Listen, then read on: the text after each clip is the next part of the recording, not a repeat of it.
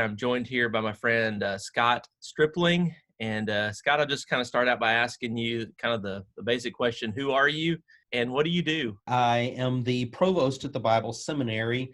We have a graduate program in archaeology, which I also oversee hands-on. And I'm the director of excavations at Ancient Shiloh for the Associates for Biblical Research. Maybe somebody who's watching this, they think about an archaeologist. And I really wanted to start this interview by saying, ladies and gentlemen, I want to introduce you to Indiana Jones or whatever. You know what I mean? Because I think we have a certain image about what archaeology is. I'm curious as to kind of you describing maybe to somebody who's not familiar with biblical archaeology, what that is and why that's important. It is, I think, very important, David, because it gives us the opportunity to do original research. We're, many times in our field of biblical studies and in other fields, we're studying what other people have done. But with archaeology, we are literally able to do firsthand scholarship. So we're taking data and with experience and skill sets, then being able to interpret that and then allowing it to dialogue with or illuminate the biblical text. And I always tell people that archaeology doesn't change the text, it illuminates it for us. It sets it in a context so that we can bridge that 2,000-year gap that we have from, a book that was written by Easterners to Easterners, and now we as Westerners are trying to effectively communicate that, and that's that bridge. So we do it's a soft science. We bring in the hard sciences, have specialists in those areas, but archaeology itself is a soft science. And when we're doing it in Israel and Jordan and Lebanon and Egypt and that part of the world, we can call it biblical archaeology because it's literally interfacing with the world of the Bible. What made you want to get into archaeology? What's that story? There's got to be some interesting thing that drew you into it. Was it watching Raiders of the Lost Ark or? I was, as a child, I did have an interest and even had dreams when I was a child of seeing myself in an archaeological context. I really think it came from my reading of the Bible. So I was an avid Bible reader and had, moved on into graduate studies, went to seminary.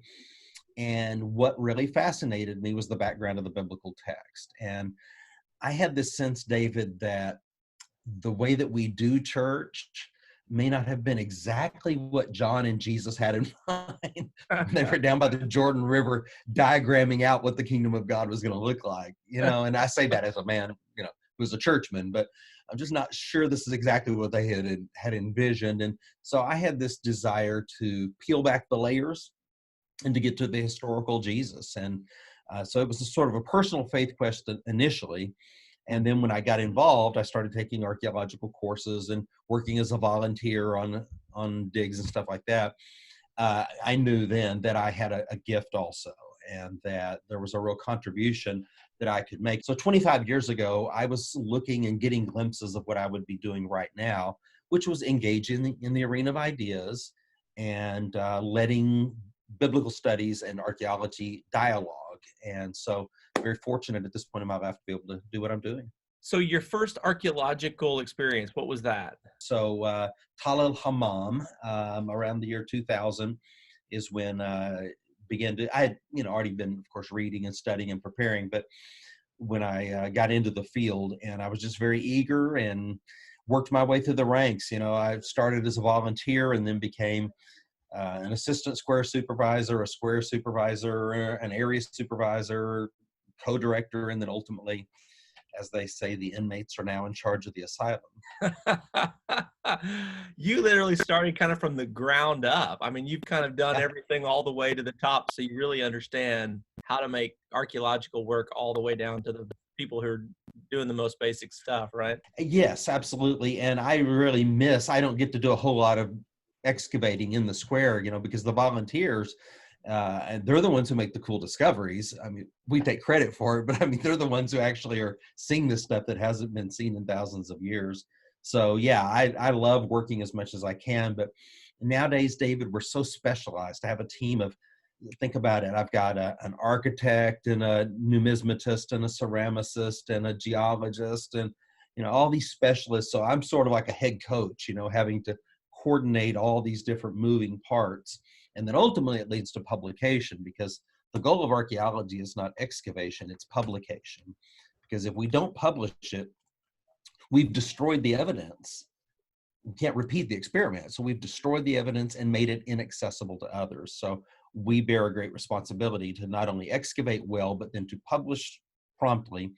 And we bring in some very new technologies as well. I mean, in the last 5 years, we've had a reformation in archaeological technology. And so it's super interesting. What is it do you think people, and when you were just describing that, all this huge team of all these different experts and lots of different technology, I think probably for a lot of people, when they think of an archaeologist, they do think of a single person like an Indiana Jones going into a particular set, maybe a few people digging through it, and you're doing all the work. They don't realize the incredible amount of work that goes into, with a lot of different experts, a lot of different government oversight, and a lot of care that goes into all of that. I mean, what does it take to do a dig? That's a great question. I'll try to succinctly answer it. Before you ever put a trowel in the ground, there's usually years of preparation. Number one, relationships. If you're working in the Middle East, like I am, then so much operates out of relationships. And so hopefully you have over the years established good network of relationships. You're going to want to make friends with the local landowners in many cases, because the IAA may give you a license, but if you don't have relationships with the local landowners, you're going to have trouble also. And so normally you're going to start building relationships with them. You're going to build relationships in the IAA. You would need to bring together a team of volunteers and experts, establish protocols, which is critical, train your team, raise money for what you're doing, which is for us maybe $250,000 a year, and then get licensed. Of course, submit proposals, get licensed. That's all before you ever even, begin to work. So you're now talking about, in our case, we're the largest excavation in the Middle East now. And so you're talking about bringing a couple hundred people from around the world, so that you've got all those flights and all those logistics, to finally get on site. A lot is going on behind the scenes. So you guys are not just the largest dig in Israel, you're the largest dig in the Middle East? I think so. Wow. Of course, there's not a whole lot going on in the rest of the Middle East right now, but that's what they tell us, is that we have at least the largest, volunteer team on site. So how many people do you have? You said 200, 300? What is it? Well, let's say over the course of this last season, which did not occur this last summer, Right. We had about 200 people who were coming. Now, they won't all be there at the same time. Right. There's some coming and going. So maybe on site, we might average 70, 80 people a day on site. Wow. See, I think people would never know that there is that many people working in all these different parts. I mean, that's a pretty large operation.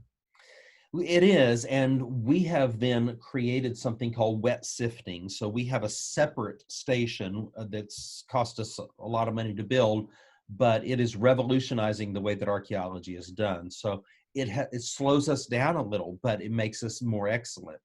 What we find is after dry sifting material that's normally then dumped, it's been checked for the last time, we go through a final step, and it goes down to our washing station. And once we wash it, it's unbelievable what we've been throwing away. So, for example, for every one scarab or impression or seal that we used to find, we're now finding 4 or 5. And so we went through this last winter through 2 old dump piles from the 1980s. And so we went through their trash, and we found more stuff than they found, and it was in their trash. Wow. And so when you wash it, I mean, just think about a scarab is that size, covered in dirt. You're looking at 1,000 of those a day, and you just miss them. And so a lot has been missed in the past. And so I'm trying to actively share this technology and how to do it with other digs, so that not only do we benefit from it, but everybody else does as well.